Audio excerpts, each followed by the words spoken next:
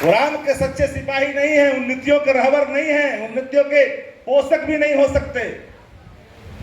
दुनिया में सनातन धर्मों की सबसे बड़ी जमात होने के बाद सनातन सिकुड़ता जा रहा है, इसलिए कि सनातन धर्मों पर सनातनी फांसीवाद थोपा जा रहा है। हम लोग सनातन मानने वाले लोग हैं, हम अपने धर्मों से विमुख नहीं हो सकते, लेकिन धार्मिक व्यक्ति वही है जो संविधान में अधिकार दिया गया है, जो दूसरे धर्मों का आदर करता है। संविधान क्या कहता है? सबकी आदर की बात करता है, सभी धर्मों के समान अधिकार है। भाई धर्म धारण करने का विषय है, मैं किस धर्म को धारण करूंगा ये मेरी अभिव्यक्ति है, ये हमारा कॉन्स्टिट्यूशनल राइट है, संवैधानिक अधिकार है। हम पर कोई थोप नहीं सकता, जबरन हम लोग को किसी धर्म को धारण करने के लिए दबाव नहीं बना सकता। संविधान में यह भी ताकत दी गई है। तो सब पर हमले हो रहे हैं कि हम अगर कहेंगे कि आप देशभक्त हो तो तुम देशभक्त हो, और अगर हम नहीं कहेंगे कि तुम देशभक्त नहीं हो तो तुम देशभक्त नहीं हो सकते हो। ये सवाल देश के सामने भारतीय जनता पार्टी ने खड़ा किया है। उन मूल सवालों का जवाब आपको ढूंढना पड़ेगा जो आपके सामने यक्ष प्रश्न के रूप में खड़ा है। इसको ढूंढने के लिए कहीं जाने की जरूरत भी नहीं है। इसको ढूंढने के लिए जो बस में सवारी करते हैं, जो चाय के दुकान पर बैठते हैं, हाट और बाजार में बैठते हैं, लोगों से मिलते हैं, जहां पर उस जमात का एक व्यक्ति आपके बड़े जमात पर अपनी छाप छोड़ करके चला जाता है, चुपचाप उसकी बातों को सुन करके हाँ में हाँ मिला करके चुप हो जाते हैं, वहीं पर हमारी नीतियां मार खा जाती है, वहीं कहीं ना कहीं हमारी धार कुंद हो जाती है। इन चौराहों पर आपको कब्जा करना पड़ेगा, अपनी बौद्धिकता का परिचय देना होगा, जो सवाल सामने उन सवालों को रखना होगा। एक रामानंद यादव जी के मंत्री बन जाने से संविधान में कोई अमूलचूल परिवर्तन हो जाएगा, यह कतई संभव नहीं है। एक लालू जी के यहां मुख्यमंत्री बन गए तो उन्होंने जो बना वो तो किया, लेकिन जब तक हस्तिनापुर की ताकत आपको नहीं मिलेगा तब तक व्यापक कोई परिवर्तन आप नहीं कर सकते। जरा यहां बैठे हुए एक आदमी बताइए कि इस देश से 85% जो हिंदू समाज है उस पर 15% वाले का क्या डर हो सकता है? जब हम 85 आदमी एक पक्ष में खड़े हैं और हमको भय दिखाया जा रहा है 15 व्यक्ति का, इससे बड़ा दुर्भाग्य क्या हो सकता है? और हम कहां जा रहे हैं? इन चीजों को समझना पड़ेगा।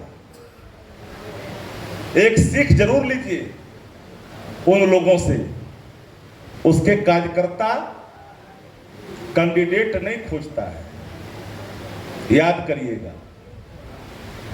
किसी को ला करके बैठा देता है, रिटायर्ड आईएएस को भी अगर आरा में ला करके बैठा देता है तो उसका कार्यकर्ता माथे पे कफन मार करके निकल जाता है और आप में घुस करके आपको भी खंडित करके वो अपनी ओर खींचने का काम करता है। उन कार्यकर्ताओं में, उसके उन्मादी कार्यकर्ताओं में ताकत है, वो ताकत आपने पैदा करना होगा। एक बड़ी जमात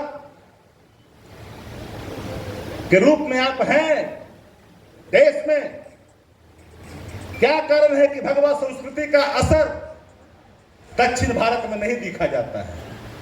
यह भी आपके सामने सवाल है। उत्तर भारत के हिंदी भाषी प्रदेशों में भगवा आतंक का फैलाव कैसे होता जा रहा है? आप देखिए, तमिलनाडु हो, आंध्रा हो, कहीं दिख रहा है क्या? दक्षिण भारत में कहीं है क्या?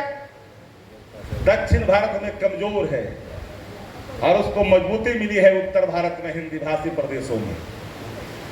और जब से हिंदी भाषी प्रदेशों में उसको मजबूती मिली है, क्योंकि हस्तिनापुर की सत्ता बिहार और यूपी के रास्ते जाती है, और इस पर जब उसने कब्जा किया तो पहला हमला उसने आपके संस्कृति पर किया, शिक्षा पर किया और संविधान पर किया।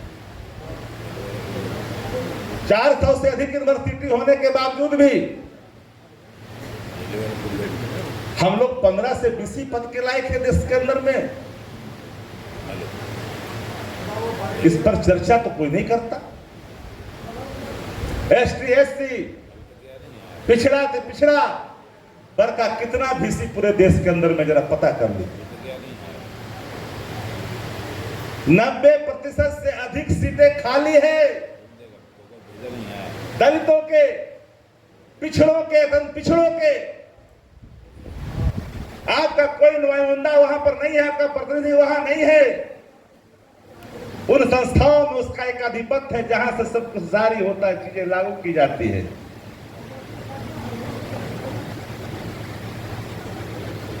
चार गो अगर कोई मंत्री एक जात का बन जाए बिहार के अंदर में तो जातिवाद की संज्ञा दी जाती है। लेकिन देश में अगर एक ही वर्ण, एक ही चीज अगर हो जाए तो उस पर जाति की संज्ञा नहीं दी जाती है। आजाद हिंदुस्तान से पहले आरएसएस की स्थापना हुई। एक वर्ग का एक कुर्री का आदमी, सिर्फ 6 महीने के कार्यकाल को छोड़ दीजिए माननीय मंत्री महोदय रज्जू भैया का, तो आजाद हिंदुस्तान से पहले से लेकर के आज तक आरएसएस प्रमुख के रूप में चित्पावन ब्राह्मण ही क्यों, मैथिल क्यों नहीं, कानकुच क्यों नहीं, सरोत्री क्यों नहीं, और कोई ब्राह्मण क्यों नहीं, सिर्फ चित्पावन ब्राह्मण ही क्यों होते हैं उसके प्रमुख के रूप में? ये जातिवाद नहीं है? मात्र एक चित्पावन ब्राह्मण के सिवा दूसरा आज तक कोई आरएसएस का प्रमुख नहीं हो सका। जब तक इन झंझावातों को नहीं झेलिएगा तब तक अपने संवैधानिक अधिकारों का और संवैधानिक मूल्यों की रक्षा भी नहीं कर पाइएगा। और अम्बेडकर साहब ने जो संविधान में आपको रक्षा कवच आपके सामने प्रस्तुत किया है, दिया है, अधिकार निहित किया है, उन अधिकारों को कैसे बचाइएगा? सवाल है अधिकारों को बचाने का। और दूर से मजदूर लोग अपने घर की ओर पैदल पैदल पसीना बहा के लौट रहे थे, उनके पास